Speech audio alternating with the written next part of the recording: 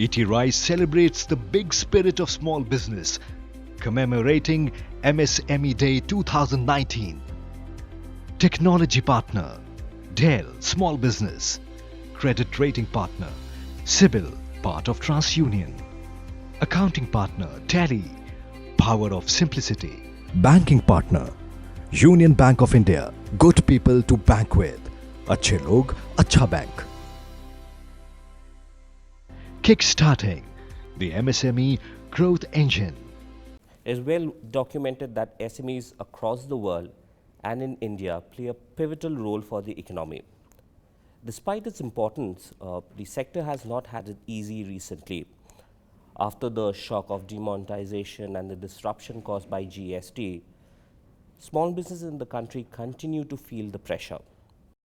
We're celebrating UN MSME Day on June 27, and I think this is an opportune time to talk about the current issues facing the sector and ways we can kickstart real growth for the small and medium enterprises in the country. We have with us today for a panel discussion Mr. Rene van Berkel from United Nations Industrial Development Organization. He's from the regional office in India. Mr. Ashok Sehgal, co-chair CII National MSME Council and MD Frontier Technologies. Mr. Mahavi Sharma, immediate past chairman, Carpet Export Promotion Council. So to kickstart the discussion, let me get a sense of where do you think or what is the state of Indian MSMEs currently? Mr. Rene, if you go for it. Thank you very much. I think that the MSME sector as a whole is quite diverse, that the sector is certainly facing some difficulties in recent times in terms of demand, but there are patches which are certainly doing better, others which are more affected by the market conditions right now. So it's a diverse picture with a little bit of a slowdown now. But overall, I think the dynamics are positive if we take it of a slightly longer period of time. Right. Mr. Sehgal? I think I would tend to agree with Rene that there are certain constraints and hesitation in the market, but I think overall the mood is certainly enthusiastic. And looking forward, there isn't euphoria about it, unrealistic euphoria, but there is a feeling that things are all right. If we proceed cautiously, there is an opportunity for SMEs to continue to grow in the near term, and we have to take advantage of it. The mood is positive, the mood is certainly not negative, and I think that is what will crystallize in the next few months and see us going forward. Mr. Mahavi.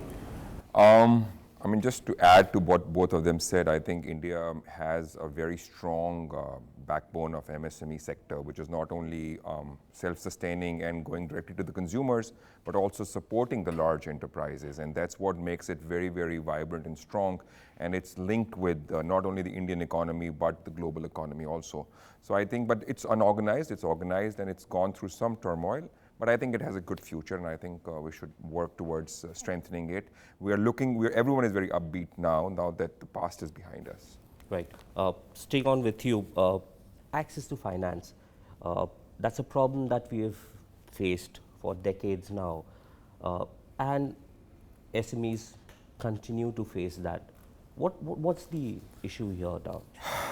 Big challenge. I think the banking sector also has gone through a turmoil in the last year or two, and with big, large enterprises not, paying up or whatever, the banks have gone into a recourse where they're not funding small and medium enterprises. They've cut down on the funding that they were supposed to give.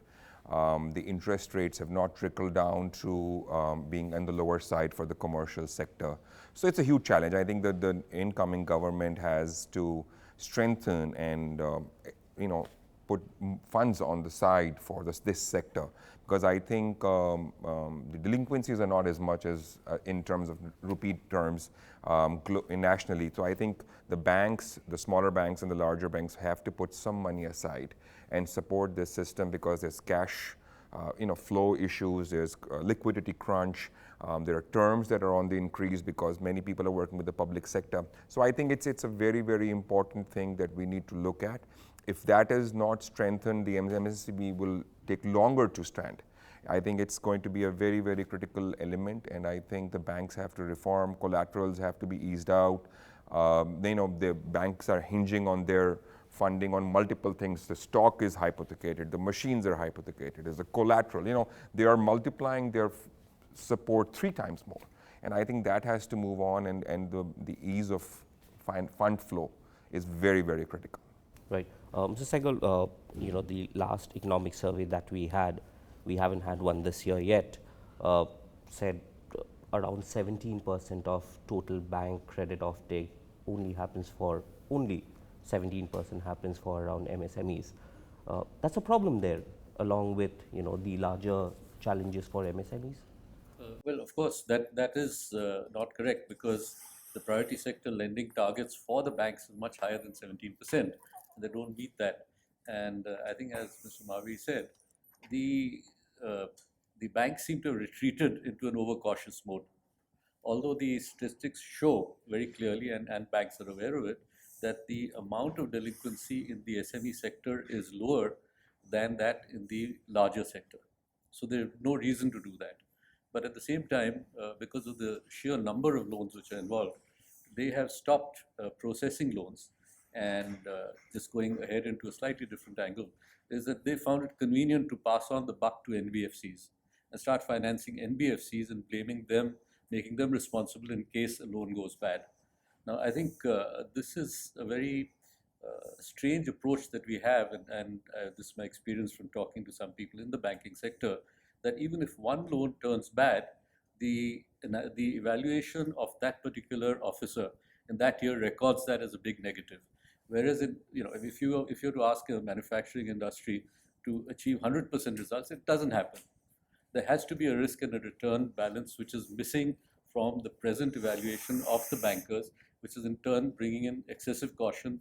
And while they have funds, because given the number of calls you get every day saying, do you want a loan against your car or against this or against that, there are funds, but there's reluctance to lend, and that reasons for that must be found and overcome, and that would free up flow to the SMEs in particular. So I feel that is where the banks need to play a role in increasing it and achieving the targets that have been set to them by the government. Right. So in a sense, you're saying that you might have schemes, you have schemes like the CGT, MSE, which talk about collateral-free loans. But at the end of the day, is the decision-making guy is that branch manager, the guy in the branch, and he is reluctant, he is not incentivized enough to take risk. I agree with you 100%. If you talk to most banks about CGT, MSME, for some reason they back off. As Mr. Mahavir mentioned, they're much more comfortable covering their liability through collaterals and risk coverage through 3 times the amount which they're lending you, which at the end of it, if you look at the historical evidence, the amount of money a bank could spend in trying to recover from a bad loan by selling off the collateral property, etc. they've got, it's a losing proposition in terms of economic terms, and they don't get good return on their money. So it would be much better to spend that time and effort in evaluating what is the thing that they're investing in, rather than just looking at collateral and saying, look, I have ticked all the boxes and given the loan. So in fact, there is talk now of a fund which the ministry is planning to create of about 500 crores, which would be more in the nature of a venture capital fund in association with some other semi-government institutions, which would be more risk-taking, because they recognize that the banks, for whatever reasons, are not so willing to take those kind of risks. So steps like that, if they're successful, I hope the funding amount will increase and will ease some of the problems which the traditional banking is too conservative to take. I just wanted to add something to it to take the liability of that employee. I mean, we have ratings for individuals, credit ratings. Why can't we have those small and micro rated on a national level through a very transparent back office kind of a thing where we put in and it's verified and due diligence is done? In that way, no employee is liable, because if I'm rated X, I will get X money, and if I'm not rated X, I will get X minus 1, and then I have the opportunity to improve my rating by paying on time, by giving, if it's a term loan, paying time. Everything works in a clockwork thing. It has to be it has to be faceless. The industry has to know what am I worth, what is my turnover of 10 million worth in terms of loan money, what is my paying capacity, what is my terms that I'm giving, what is the terms that I'm getting. It's a very, very mathematical process. I don't understand why an individual, an employee of a bank, as Mr. Sehgal said, has to be liable. Right. So I think I think RBI is in talks for a public credit registry. I think that would be a good move on that front. Yes, I'd like to just mention that, the Prime Minister announced almost a year ago a 59-minute loan scheme. Yes. Where the loan is certainly sanctioned within 59 minutes, but the disbursement doesn't happen even in 59 days. And actually, if you look at it, the concept is very good, that you apply online, you given your income tax returns, ITR, your PAN card for verifying what's your profitability. You've given your GST return access to the bank, so they know how much turnover you've got. So if the bank knows what is your turnover, they know what is your profitability, then what is the hold up in sanctioning and disbursing the loan? Yeah. So logically, it's a good scheme. But for some reason, the disbursement stage is still not happening. And one of the surveys we took of various associations, not just CII, was that perhaps within 30 days, only about 10 or 15% of the sanctioned loans were actually disbursed. So on the ground, it's not happening as fast as it could and as it should. Yeah, considering there can be no industrial development without money. Yes. Yeah. So Yeah, I think that I would echo that what I would say is also a level of inexperience to how to deal with the credit risks and the mechanisms and systems in the banks.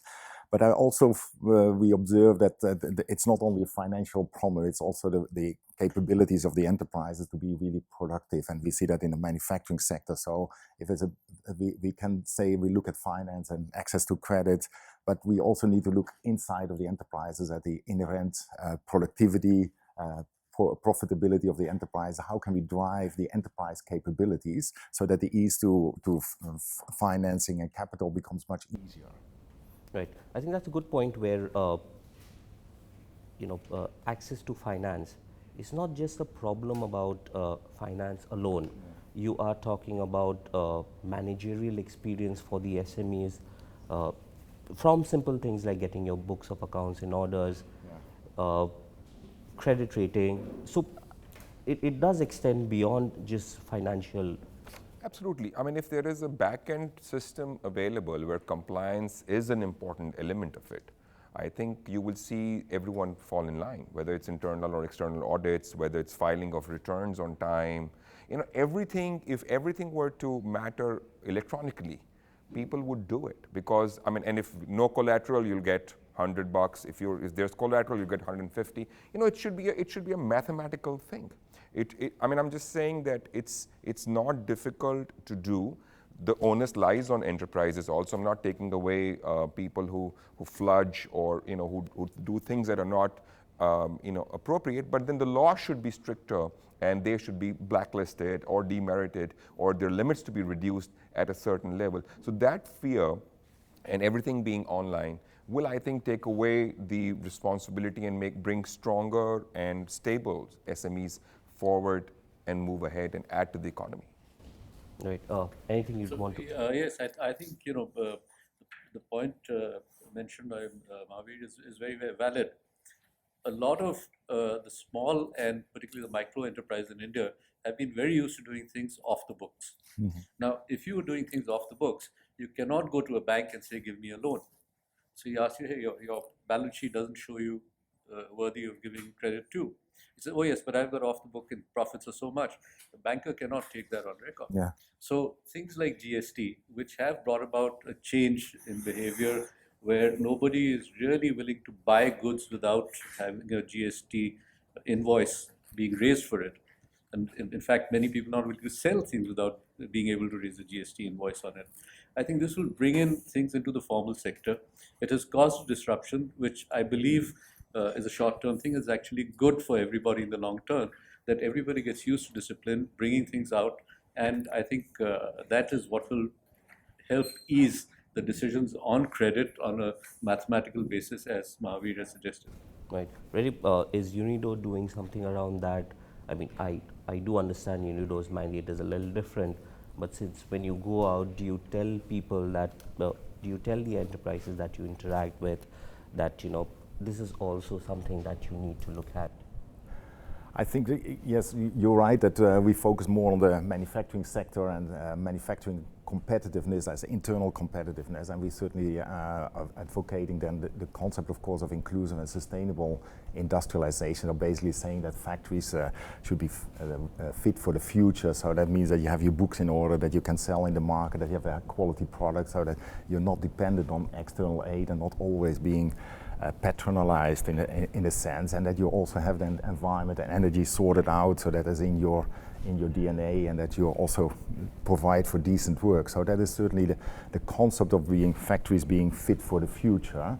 And ultimately that might not seem as an immediate priority, but we see of course in export related sectors this is also a condition for trade. So if you can't demonstrate that you have observed these, that you're in the formal sector, that you comply with environmental and social safeguards, you cannot export to the large export houses garments, carpets, sportswear, and this is increasing all around. So we are saying that just small industries in particular start to modernize and green, and there's so many examples that this is actually also profitable. You can save on your energy cost, on your water cost, material cost, and also if you invest in people, productivity will go up, absenteeism will go down, you have a much better manufacturing system. So we're saying that investing in your manufacturing will ultimately pay off. Right. So enterprises for the future, Ray talked about it. You're in the exporting segment, Mahavir.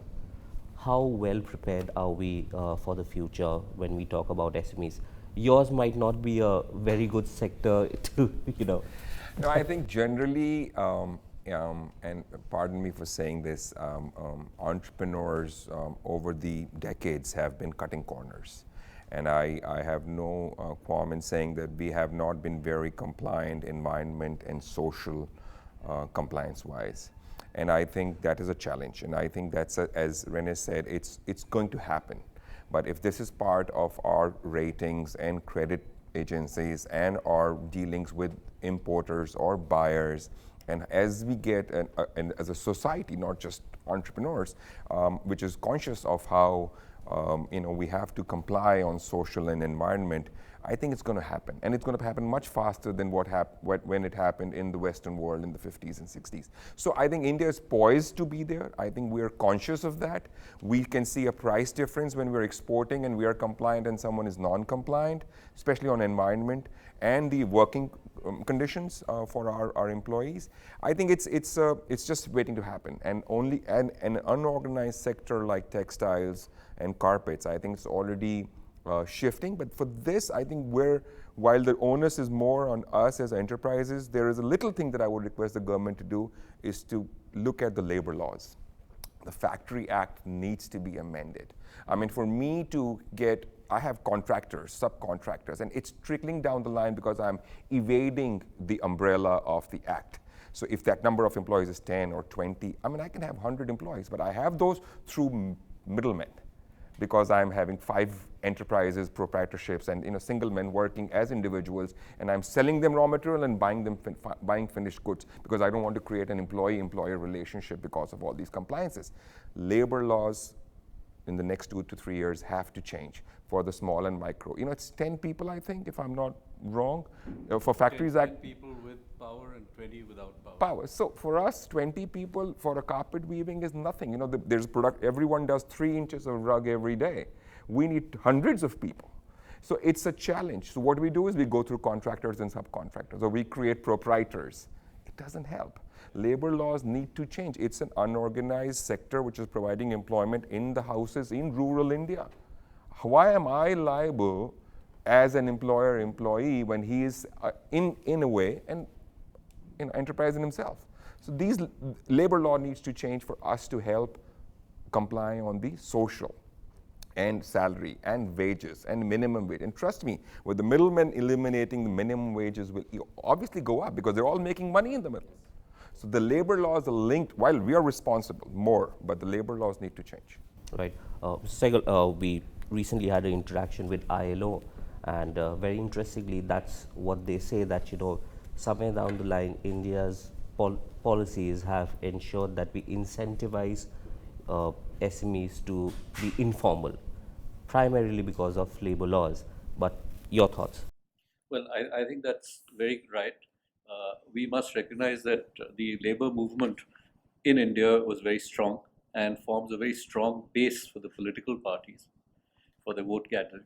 So it's not easy for the political parties, and particularly at the national level, who recognize the need for change to bring this about. We have been discussing this, and particularly to give some solace to the small enterprises which need this thing, is that about 3 years ago, uh, there was a move to draft, and it is again a bill before Parliament, a Small Factories Act, which was very much going beyond what is presently done, and it's gone through all the ILO processes, including a tripartite meeting between the government, industry, and labor unions, and certain decisions were taken which do make the law ready for going into effect. And what it does, interestingly, is that it reduces 14 different labor laws into one single one, and 26 different registers into only 2 registers to be maintained. So record keeping, etc., becomes simple. But going beyond that, you see, the moment you bring people into the formal sector through the easing of the labor laws, then it becomes easier to educate them on their environmental and social responsibilities, which today they are out of that gamut.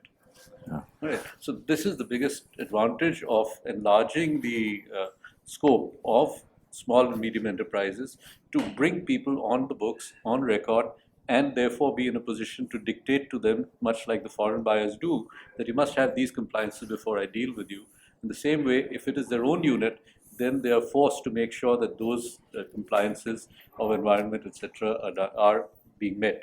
One other thing which I want to mention in this regard is that the focus of environment concerns is very high in tier 1 cities, a little less in tier 2, and certainly I think we have not penetrated down to the tier 3 cities, where a lot of the micro industries and individual entrepreneurs are not yet adequately aware, and an effort has to be made at that level to create more awareness of this, perhaps along the model of what Swachh Bharat went down right to each and every village. So that concept and that kind of outreach program has to be broadened and spread down to the rural and tier 3 cities.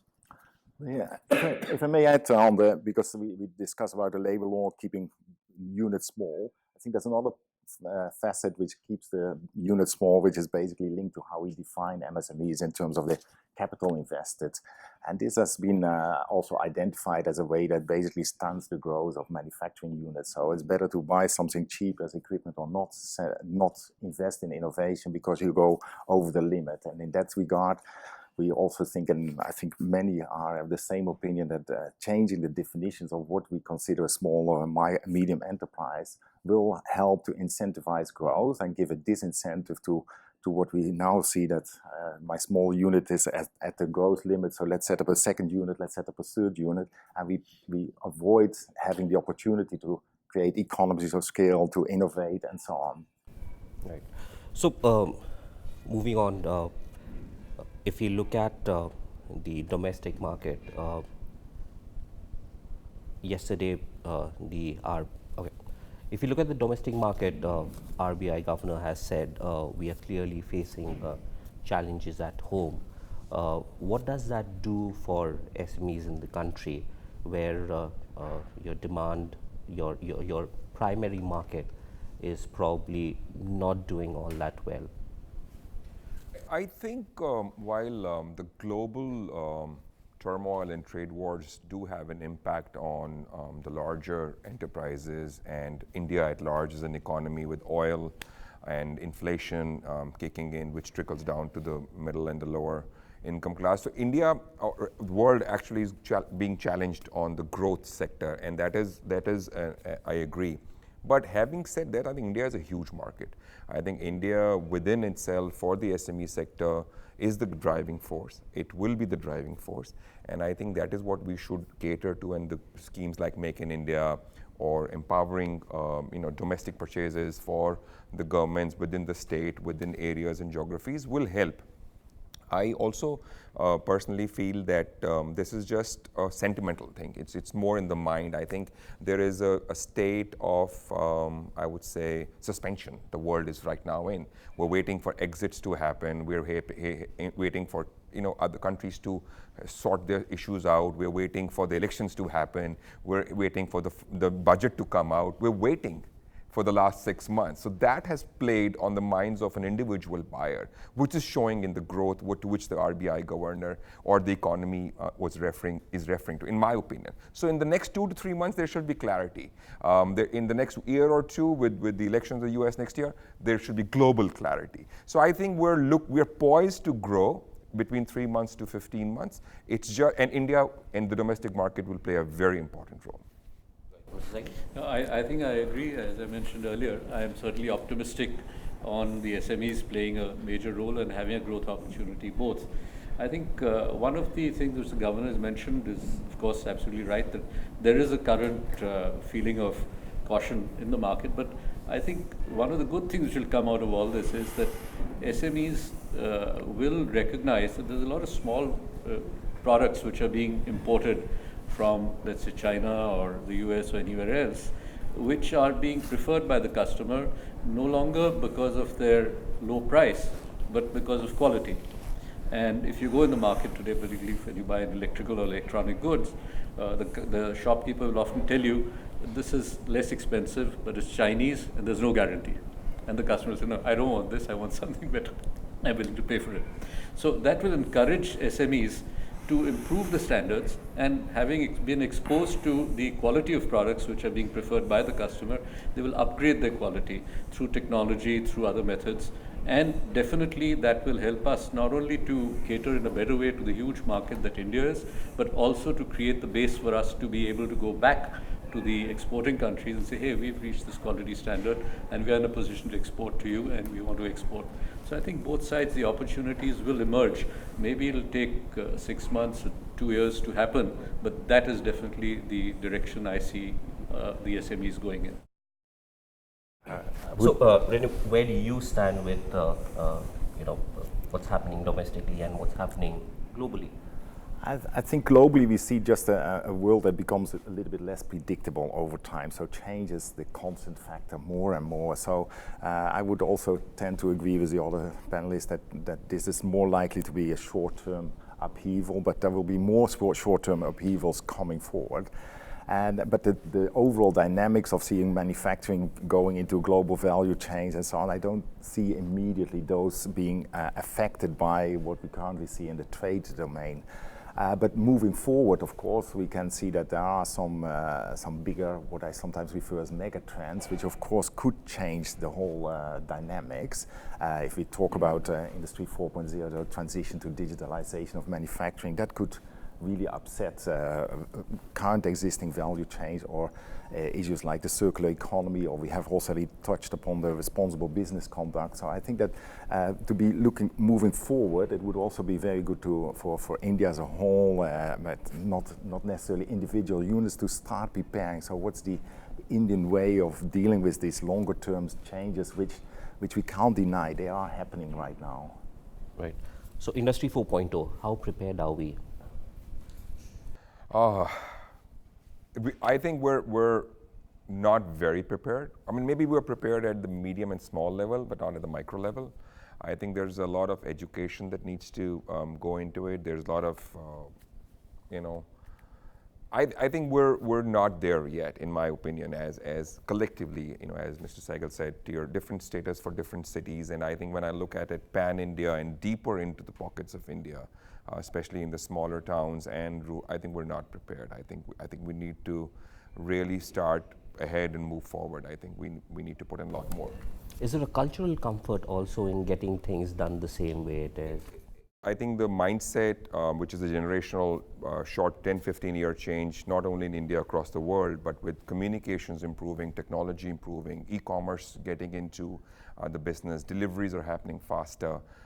Commitments of time are far more important to the Indian manufacturer than they were earlier, and competition from the other third world countries is critical. I think we are poised to go to 4.0 It's just the improvement of quality and improvement of product that we have to focus on and change that mindset and become compliant legally and financially to be able to grow in a long-term manner. And I think we're just ready, but it's not there yet, especially way deep into pockets of Indian economy.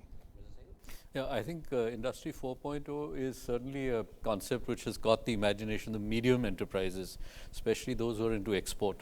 And I think they're going into it in a major way, investing in more integrated operations, including the machinery and plant and equipment which is going on.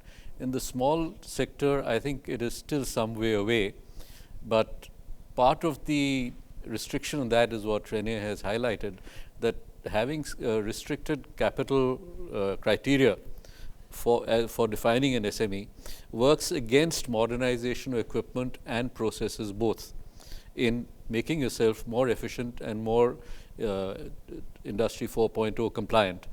I would also like to add that Industry 4.0 compliance in many cases is taken as the hard facts of having an automated robotic production system. But there is another side of it, which is the soft side of it. Your entire business process has to be driven by data, which is collected, analyzed, and helps to make the right decisions and bring in a better quality product and better service and a better customer experience at the end of it. So this is another side of Industry 4.0, which I think so far in India we have not recognized as being an important part of Industry 4.0. We're looking at the hardware part of it, but not at the soft benefits of going to Industry 4.0. This is something which needs to be done and realized, and I think this would bring about a better customer experience both for foreign buyers as well as for Indian consumers, and that is something which can easily trickle down to the small and micro enterprise also, that we need to do this. With the more digitization and things like digital banking and transfer of funds by workers to the villages back home, not in physical form but through mobile banking and things like that, is something which will help bring about the acceptance of these soft changes and the acceptance of digital way of doing of living and doing business, which will definitely help bring about Industry 4.0 in the early short term. Yeah, I think with Industry 4.0, it is also a bit of a mindset issue that we think we have Industry 3 and 4. It's like a digital change, and there's many gradients in between, and so this transition is something that we need to focus on.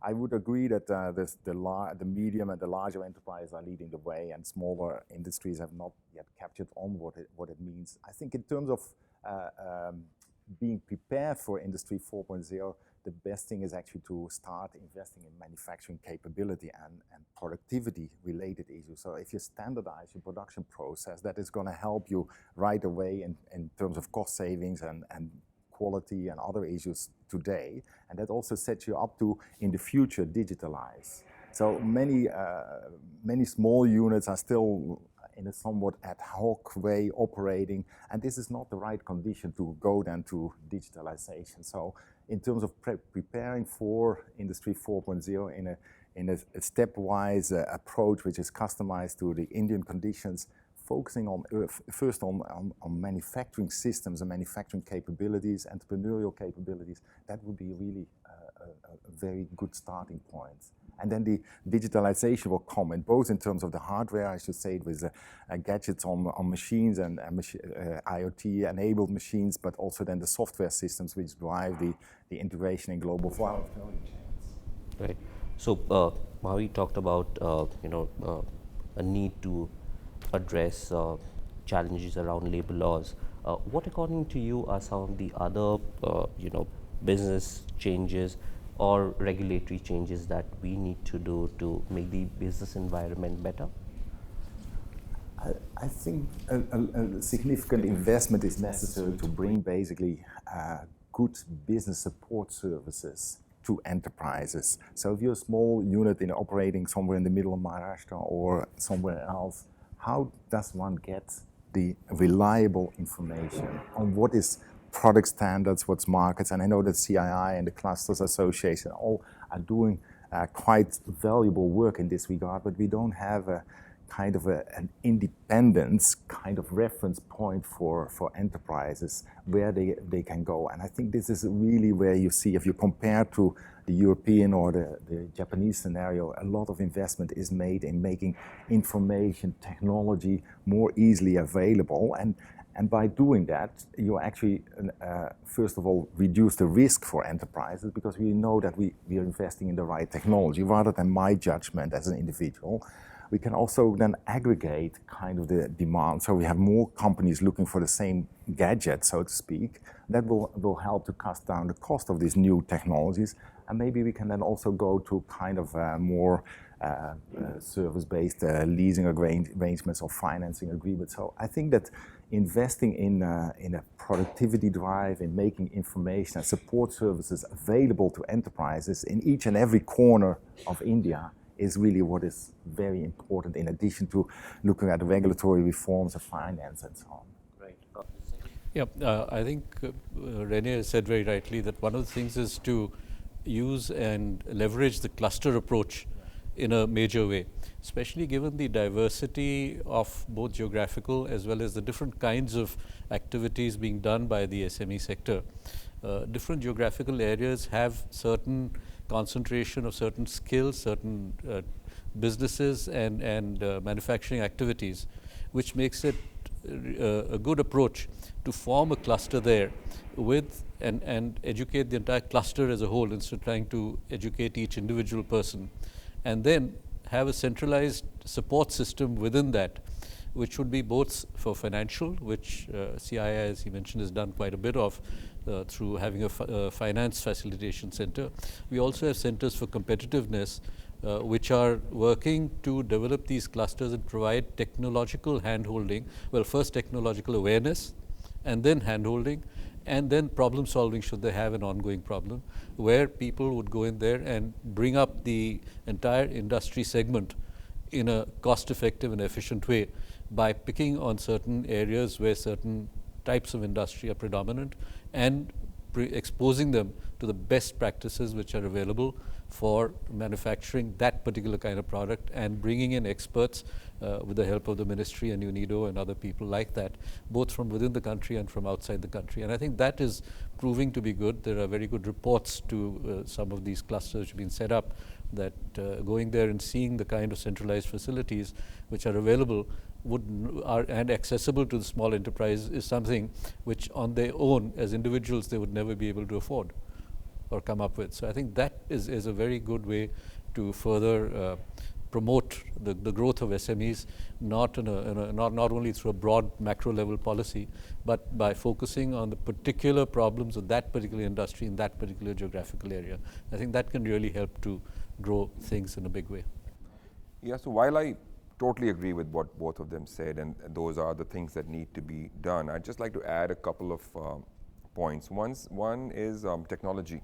Technology upgradation is a very, very critical thing, which government has schemes. There's a tough scheme for textile, and there are other technology upgradation schemes that the government has, and I think we should though I'm a strong opponent of incentivizing and giving cash and incentives, but I think in this area, because people are wary of investing on technology because of short-term gains and not because of long-term gains, and quality can only improve by adapting technology, whether it's back-end or front-end or whatever the field is. And the second thing I also want is that the government should somehow incentivize compliances on growth. So for example, if my turnover is 10 million in a year, and if I grow to 13 the next year, I should be incentivized on taxes or somewhere if I'm compliant on certain things, and if I have a all green channel on all returns and everything.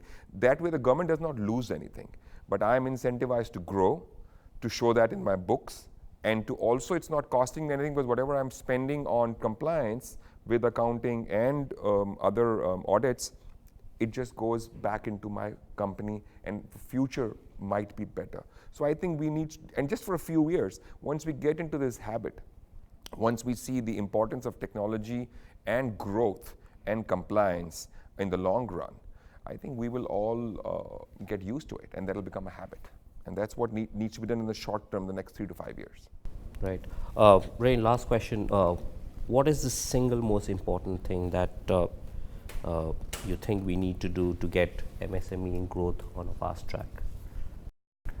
I tend to come back to the point I mentioned earlier on, that in terms of definitional issues, that we can convert the system into a system where the incentives are more based on, the classification is based on a turnover basis rather than on your investment amount, plant and equipment, because that will ultimately be a determining factor on will one enterprise invest in new technologies, in expanding scales, and achieving then economics of scale.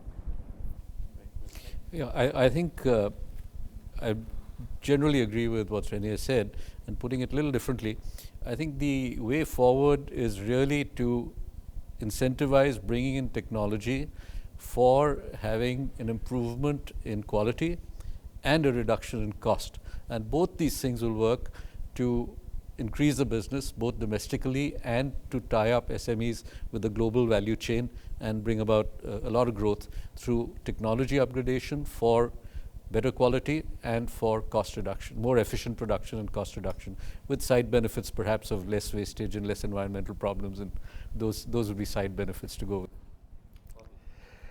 So there is no one solution, because micro has its challenges, small has its challenges, and so we should stop clubbing them together. I think the ministry should have very different mindset and policies in place for all three sectors, because people have different mindsets and needs.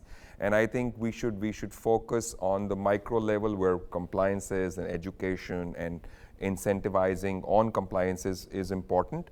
On the small, I think we should be looking more in terms of growth oriented and upgrading their skills and technology.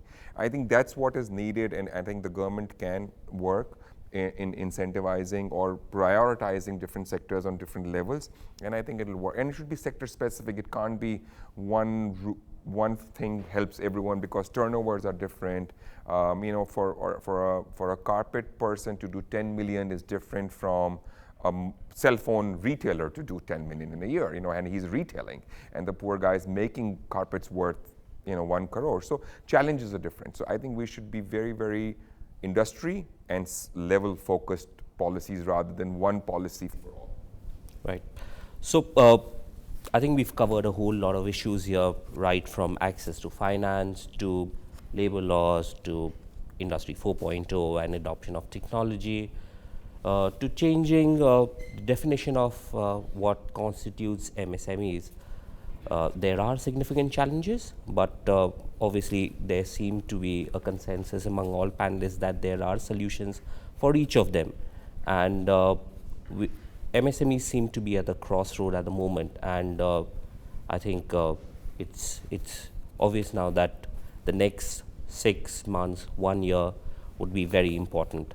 I'd like to thank all the panelists for joining us today, and we hope each of you have got something worthwhile from this panel discussion. Thank you.